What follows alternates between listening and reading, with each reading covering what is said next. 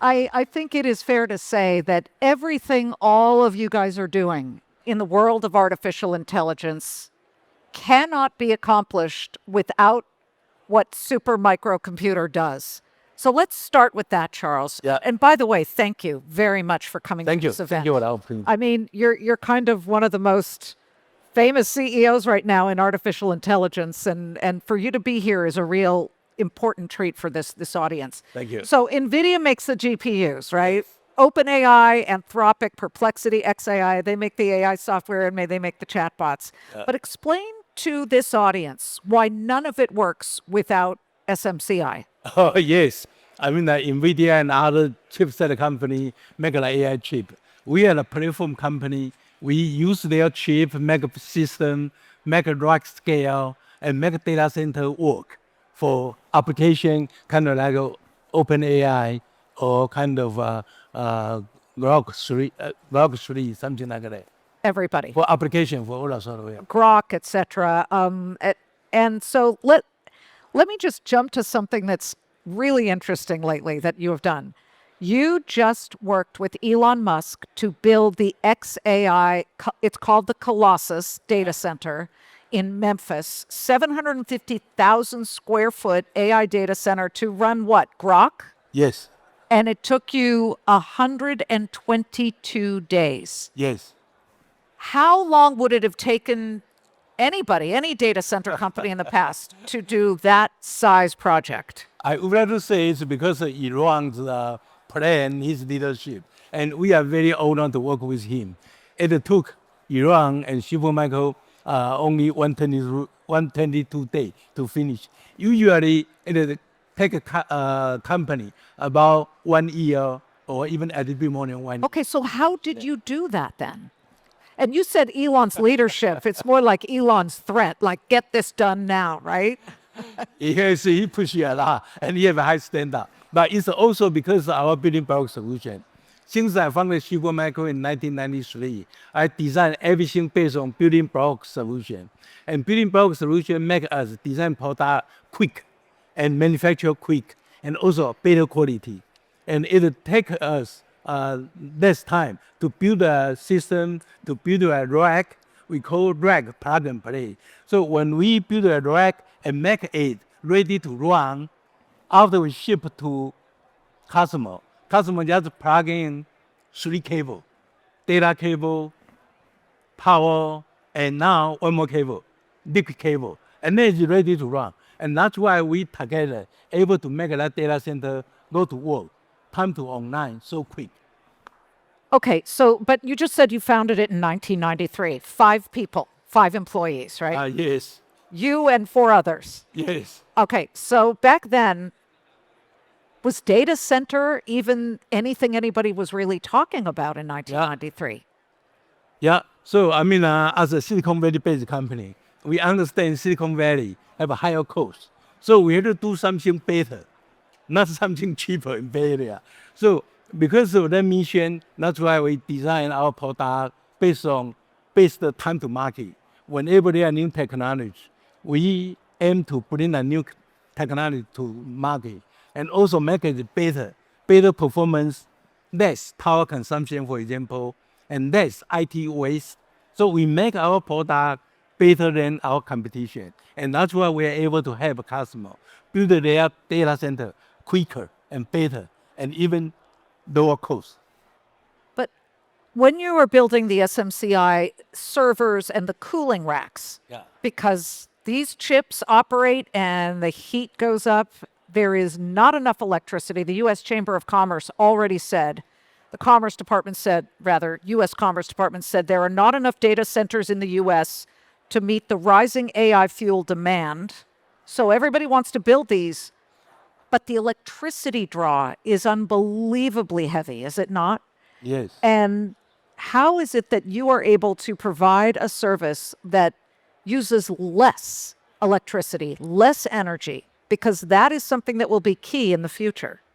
Again, thank you to be a staff from Silicon Valley. Silicon Valley, everything more expensive. So we need to build something better. Especially rent. And since 2002, we start to build our product based on we call green computing philosophy. With green computing philosophy, we make our system with less power requirement. And recently, we estimate that AI chip will consume more and more power. That's why since about 5 years ago, we start to study diligently to build a liquid cooling. And last year, finally, our liquid cooling technology become really ready, really reliable. So last year alone, we shipped about 30% of our product with liquid cooling, while the whole industry, new data center deployment, only about 5% liquid cooling. We ship about 30% product with liquid cooling. Unbelievable. When you hear about all of this drama of I need those Blackwell chips from NVIDIA and I need them yesterday, and I've talked to Jensen Huang and he has said, boy, you know, we've tried very hard to close that gap between unbelievable supply and unbelievable demand and not enough supply.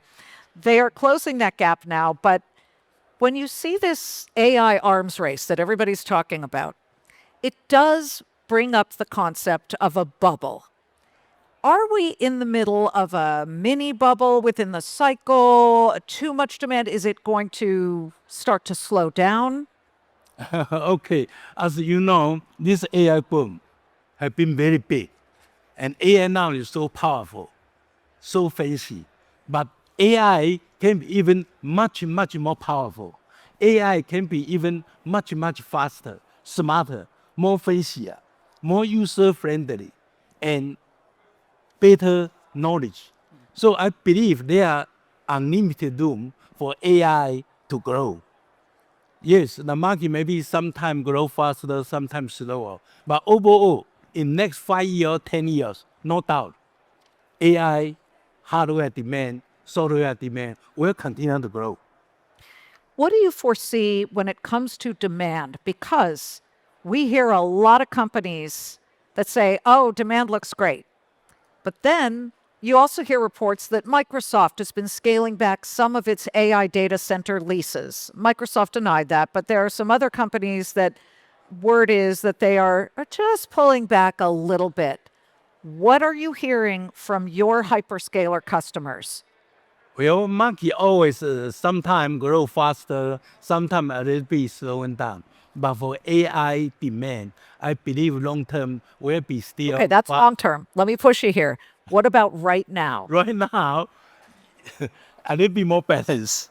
Balance. Yeah. So because the demand continue to grow, but there are more and more people provide the AI solution as well. So it's turned out who have a better product.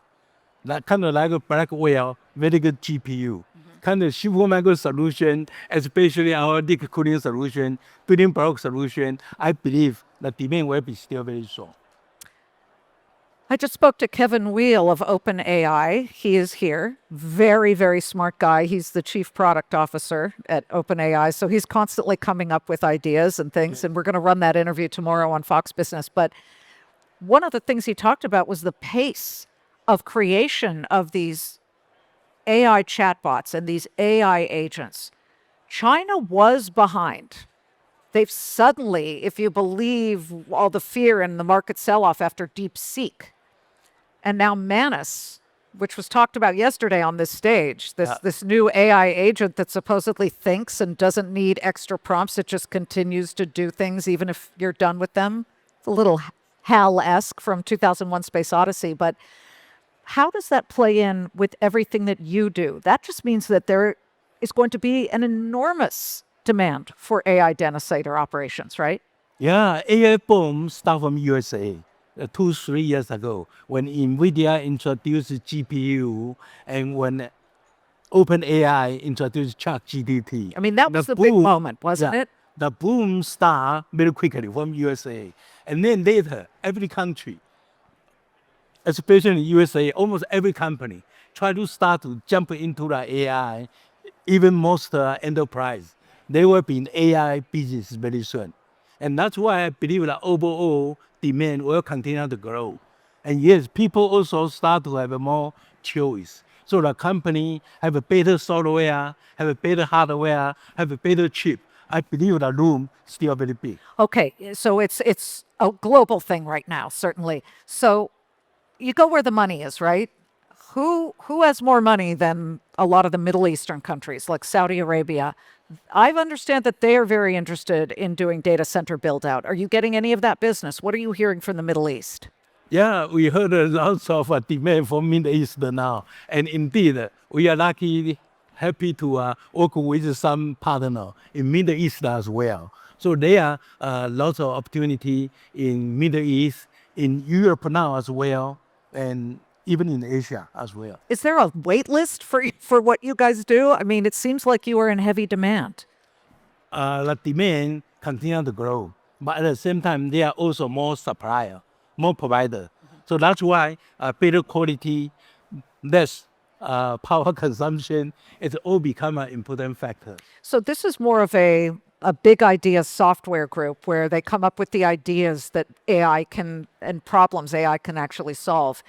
But they don't have often they don't get an opportunity to hear from the guys who actually are the picks and shovels, the people who make it all happen.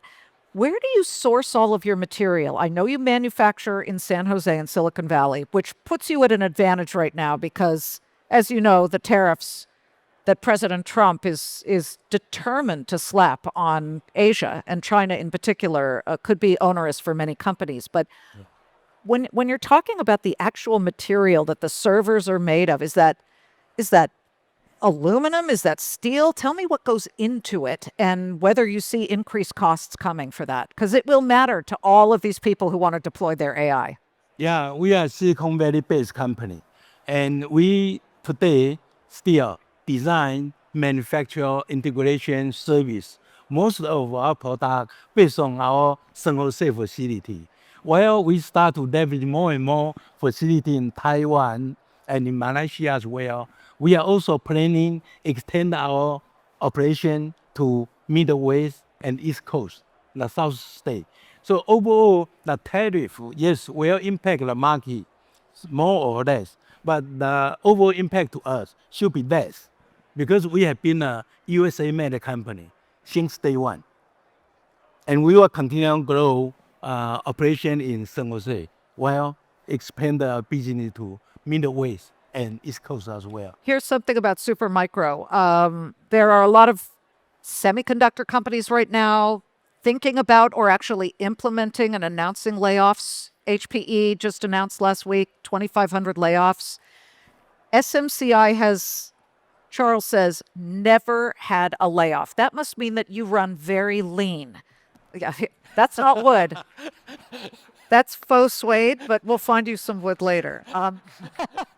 Yes, we are a lucky company. But okay, so how do you strike that balance? You have enormous demand. Don't you need to hire more people? And then are you worried? And how do you straddle that?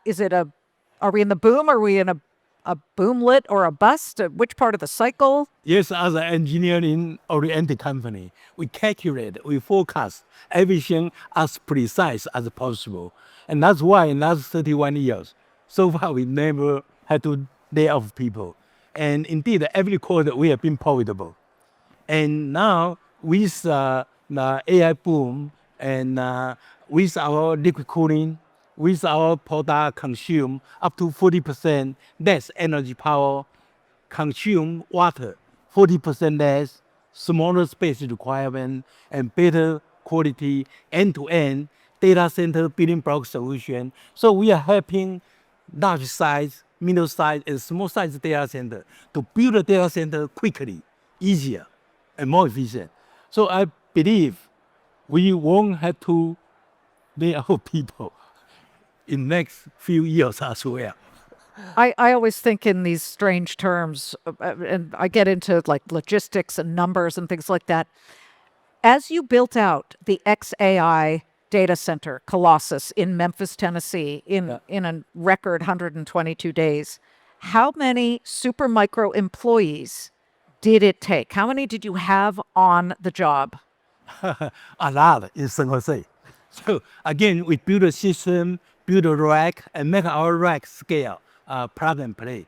And 100,000 GPUs you had to install. Yes, install everything in San Jose in rack scale, and we validated as rack by rack, every rack. So all our rack have been proved working perfectly in San Jose. And after that, we ship to customer side. And after there, customer install a cable, and simply it just work. So I mean, this building block solution, rack scale, plug and play, very helpful. And now the whole company is focused on data center building block solution. We like to extend from system level building block to rack scale building block now in the future. Indeed, the future is about tomorrow. Data center building block solution. So hopefully we can have a customer build a data center much quicker, much more efficient, and much lower cost as well. You came to this country what year from Taiwan? 1986. 1986. And what was your goal? Did you ever envision that you would start a multi-billion-dollar company that would be so technologically ahead of the curve in many ways that everybody has you on speed dial? Very good question. I came to USA about 40 years ago with a dream. I like to build a medical expert system. That's why I came to the United States. And then after I came here, however, medical expert system was not mature yet. That's why I start build a server building block solution. And we are very lucky. We design everything based on building block solution. And then later, we make a green computer, our DNA. We build everything based on less power consumption. And that two lucky idea, building block solution, green computing, that make our product pretty popular around the world. What would you advise this audience when it comes to what they are reaching for regarding artificial intelligence and their aspirations? Like how big is the moonshot? How much further do we go with this? I cannot imagine. Sometimes I think about this topic, how far away the AI can go, how much bigger the AI market could be. And the answer is unlimited. I don't know how to describe because AI is so powerful now, so quick now, so accurate now. But AI application can be much, much more than today. I personally imagine AI can be as important as water to us. People want to dive with happier style, have to work more efficient, like to travel more efficient, quicker, safer, like to keep young, longer, forever, no aging power. AI may be able to have. It just depends on time. Okay, there's your headline when you're tweeting out that Charles Liang said that AI is going to be as important as water, but not chocolate. Okay, let's not have it replace chocolate. Charles, it is wonderful to have you. Thank you for being on stage and talking about Supermicro. Charles Liang. Thank you so much. Thank you.